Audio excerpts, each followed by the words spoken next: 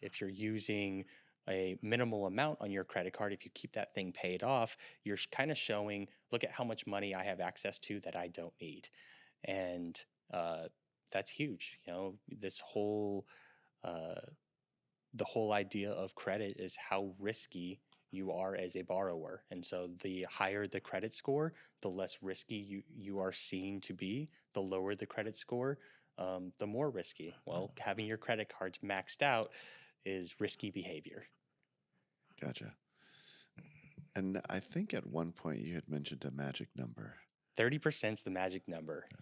I think that you want to try to keep your credit cards below 30%. When I used to sell these credit cards, I used to tell people, pretend that's your limit. We'd give somebody starting out $1,000 credit card, and I would tell them, pretend like $300 is your limit. Don't go over that. If you can, 10% is a little bit better. If you can keep it below $100, that is better. If you can keep it paid off every month, that is the best case scenario. Your credit is a history of payments. It's not necessarily a history of balances. So you don't have to carry a balance on your credit card from one month to the next. You can pay that thing off every single month and not carry any revolving debt.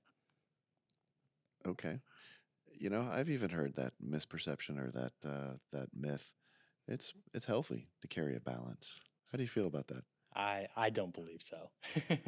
I think there's nothing wrong with it. Life happens. Sometimes you need to put a charge or something on a credit card that you're not able to pay off in a month. If you have a death in the family and you need airline tickets that weren't built into your budget, put those on your credit card and spend the next couple of months paying those off.